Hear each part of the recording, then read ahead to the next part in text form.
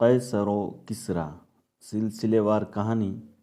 دوستو، آپ سے گزارش ہے صحیح معلومات آپ تک اس یوٹیوب چینل کو زیادہ سے زیادہ سبسکرائب، لائک اور شیئر ضرور کریں۔ عاصم نے مڑ کر دیکھا اور اٹھ کر کھڑا ہو گیا۔ سالم نے السلام علیکم کہا اور پریشان سا ہو کر عاصم کی طرف دیکھنے لگا۔ سعد نے کہا، اخی، آپ نے انہیں پہچانا نہیں؟ سالم کے تذبذب پر عاصم نے کہا، سالم، میں عاصم ہوں۔ سالم چند ثانیے سکتے کے عالم میں کھڑا رہا اور پھر بھی اختیار عاصم سے لپٹ گیا۔ کچھ دیر سالم سے گفتگو کے بعد عاصم نے نعمان کی طرف متوجہ ہو کر کہا، اب شام ہونے والی ہے اور میں یہ چاہتا ہوں کہ ہم تھوڑی دیر شہر میں گھوم آئیں، لیکن آج آپ کو مدینہ کی گلیاں خوشیوں سے خالی نظر آئیں گی۔ مسلمان ابھی رسول اللہ صلی اللہ علیہ وسلم کا غم نہیں بھولے۔ عاصم، میں نے ابھی تک ایک اہم فریضہ ادا نہیں کیا، اور وہ یہ ہے کہ میں تمہیں اسلام کی دعوت دوں۔ مدینہ میں جن لوگوں کو آپ سے محبت ہے ان کے لیے اس سے بڑی خوشی اور کوئی نہیں ہو سکتی کہ تم اسلام قبول کر لو۔ ابھی جب میں رسول اللہ صلی اللہ علیہ وسلم کی زندگی کے واقعات بیان کر رہا تھا تو تمہارے آنسو اس بات کی گواہی دے رہے تھے کہ اسلام کی روشنی تمہارے دل سے دور نہیں۔ میں یہ چاہتا ہوں کہ تم ایک مسلمان کی حیثیت سے مدینے کی گلیوں کا طواف کرو۔ عاصم نے جواب دیا، نعمان، میں تمہاری دعوت قبول کرتا ہوں۔ اگر خلیفہ مجھے مسلمان بنا سکتے ہیں تو مجھے ابھی ان کے پاس لے چلو۔ نعمان نے جواب دیا، اسلام قبول کرنے کے لیے آپ کو خلیفہ کے پاس جانے یا کوئی رسومات ادا کرنے کی ضرورت نہیں، صرف زبان سے چند کلمات کافی ہیں۔ فستانیہ نے سریانی میں اپنے شوہر سے کچھ کہا اور وہ نعمان سے مخاطب ہو کر بولا، فستانیہ کو شکایت ہے کہ آپ نے انہیں قبول اسلام کی دعوت نہیں دی۔ نعمان نے جواب دیا، میں خوش قسمت ہوں کہ یہ سعادت میرے مقدر میں تھی۔ میں آپ دونوں کو کلمہ توحید پڑھانے کے لیے تیار ہوں۔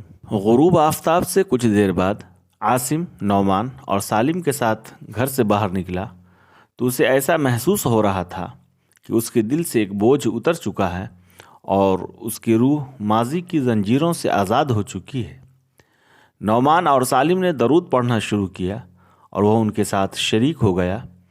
پھر اس کی آواز بلند ہوتی گئی اور پھر سسکیوں میں دب کر رہ گئی اور اس نے کہا، نعمان، مجھے ان کی قبر پر لے چلو، ہم وہیں جا رہے ہیں۔ عاصم، اس نے جواب دیا۔ راستے میں ایک نوجوان ملا اور اس نے نعمان سے مخاطب ہو کر کہا، آپ نے خلیفۃ المسلمین کا اعلان سن لیا؟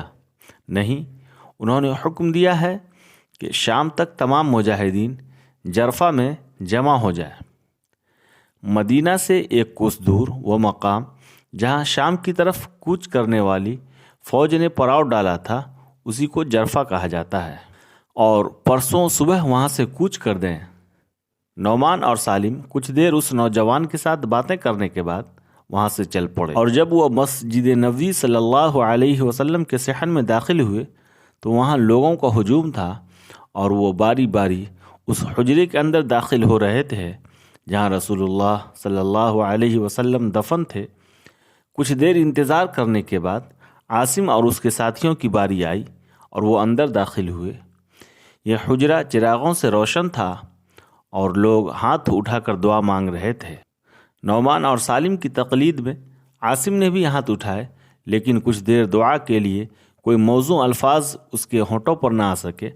بالآخر اس نے کہا، میرے آقا، تیری قبر پر خدا کی رحمت کی بارش ہو۔ میرے آقا، میں بہت دیر سے آیا، کاش میں تجھے ایک بار دیکھ سکتا، لیکن اپنی تمام کوتاہیوں کے باوجود میں تیرے اللہ کی رحمت کا طلبگار ہوں۔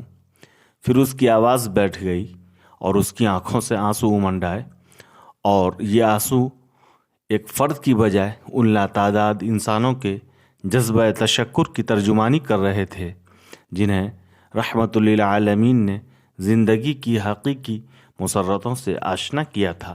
تیسرے دن عاصم مدینہ سے ایک کوس دور جرفہ کے مقام پر اس لشکر کی روانگی کا روح پرور نظارہ دیکھ رہا تھا جسے توحید کا پرچم عرب کی سرحدوں سے آگے لے جانے کی سعادت عطا ہوئی تھی۔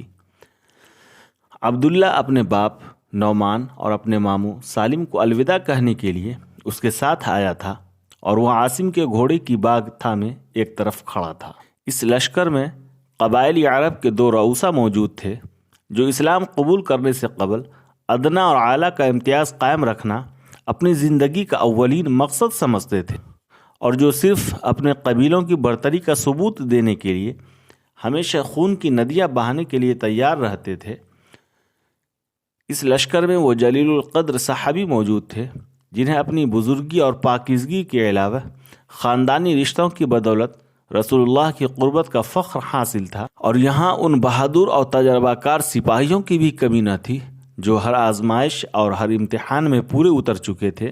لیکن اس لشکر کی قیادت ایک ایسے نوجوان کو سونپی گئی تھی جس کی سب سے بڑی متاع رسول اللہ کی محبت اور جس نے آپ کو محمد مصطفیٰ صلی اللہ علیہ وسلم کی غلامی میں انسانیت کی عظمت نصیب ہوئی تھی۔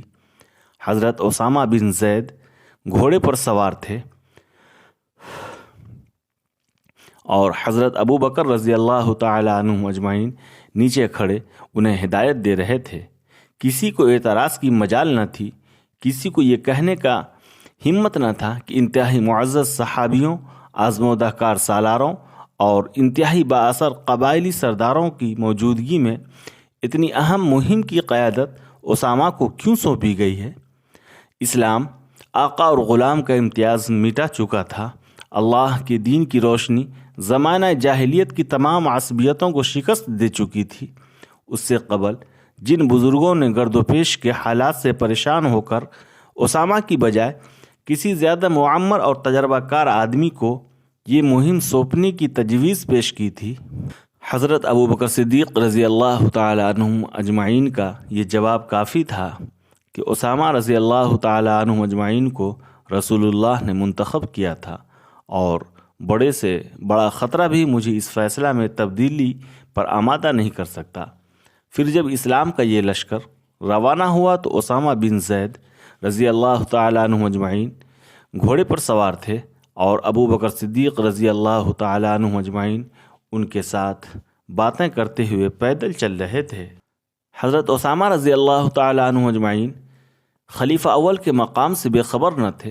انہوں نے ملتجی ہو کر کہا، اے خلیفہ رسول اللہ، مجھے شرمسار نہ کیجیے، آپ گھوڑے پر سوار ہو جائیے، ورنہ میں بھی اتر پڑتا ہوں۔ اور انہوں نے فرمایا، نہیں اسامہ، مجھے تھوڑی دور اللہ کی راہ میں اپنے پاؤں غبار آلود کرنے سے منع نہ کرو۔ جب لشکر تھوڑی دور چلا گیا تو عاصم نے عبداللہ کے ہاتھ سے اپنے گھوڑے کی باگ پکڑتے ہوئے کہا، عبداللہ، میں تمہارے باپ اور ماموں کے ساتھ جا رہا ہوں۔ عبداللہ نے کہا، لیکن آپ تو صرف انہیں الوداع کہنے آئے تھے۔ عاصم نے گھوڑے پر سوار ہو کر جواب دیا، سعد سے کہہ دینا کہ یونس کی امی میری واپسی تک تمہارے گھر پہ رہے گی۔ آن کی آن میں وہ اس قافلے کے ساتھ شامل ہو چکا تھا جس کی راہ کے غبار کو کہکشاں کی دلکشی اور تابندگی عطا ہونے والی تھی۔ راہ حق کی یہ مسافر ان مجاہدوں کے پیش رو تھے جن کے گھوڑوں کی ٹاپ قیصر و کسریٰ کے ایوانوں تک سنائی دینے والی تھی۔ حال ان کے حوصلوں اور ولولوں سے لبریز تھا، اور مستقبل کی فتوحات یرموک، اجنادین اور قدسیہ کے میدانوں میں ان کا انتظار کر رہی تھی۔ حضرت ابو بکر صدیق رضی اللہ تعالی عنہم اجمعین اور چند معزز صحابی جنہیں انہوں نے مدینہ کی حفاظت کے لیے روک لیا تھا، کچھ دور اسامہ بن زید رضی اللہ تعالی عنہ اجمعین کا ساتھ دینے کے بعد ان بچوں اور بوڑھوں کے درمیان کھڑے تھے جو اپنے عزیزوں کو رخصت کرنے آئے تھے۔ یہ لوگ ان خطرات سے بے خبر نہ تھے جو رسول اکرم صلی اللہ علیہ وسلم کے وصال کے بعد مدینہ کو اسلام سے انحراف کا راستہ اختیار کرنے والے قبائل کی طرف سے پیش آنے والے تھے، لیکن ان کے چہروں پر خوف و ہراس کا شائبہ تک نہ تھا۔ وہ اس بات پر مطمئن اور مسرور تھے کہ ان کے آقا کے آخری حکم کی تعمیل ہو رہی ہے۔ ان کے ہونٹوں پر غازیان اسلام کی فتح اور نصرت کی دعائیں تھیں، اور صدیق اکبر رضی اللہ تعالیٰ عنہ اجمعین سے زیادہ یہ کون جانتا تھا کہ یہ دعائیں قبول ہونے والی ہیں۔ وہ پورے اطمینان اور یقین کے ساتھ اس قافلے کی آخری جھلک دیکھ رہے تھے جس کی راہ کے غبار میں قیصر و کسریٰ کی عظمتیں گم ہونے والی تھی۔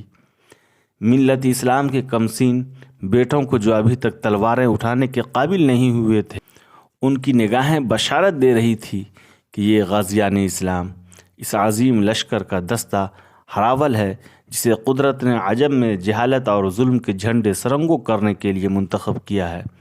وہ شام کی مہم سے واپس آئیں گے تو تم مسرت کے نعروں کے ساتھ ان کا خیر مقدم کرو گے، اور پھر جب تمہاری باری آئے گی تو تم اللہ کے دین کا پرچم ان سرحدوں سے آگے لے جاؤ گے جہاں سائرس اور سکندر کے قدم رک گئے تھے، لیکن وہ ظاہر جو نتائج کو صرف اسباب کی روشنی میں دیکھ سکتے تھے، جنہوں نے کسریٰ پرویز کی فتوحات کے دور میں رومیوں کے دوبارہ غالب آنے کے متعلق قرآن کریم کی آیات کا مذاق اڑایا تھا، جنہوں نے پیغمبر اسلام کی وفات کی خبر سنتے ہی حال اور مستقبل کی روشنی سے منہ پھیر کر ماضی کی بھیانک تاریکیوں سے رشتہ جوڑ لیا تھا، آج بھی یہ سمجھنے کے لیے تیار نہ تھے کہ انہوں نے آس پاس کے ٹیلوں کی اوٹ سے جس لشکر کی روانگی کا منظر دیکھا ہے وہ روم کی عظیم قوت کے ساتھ ٹکر لے سکتا ہے۔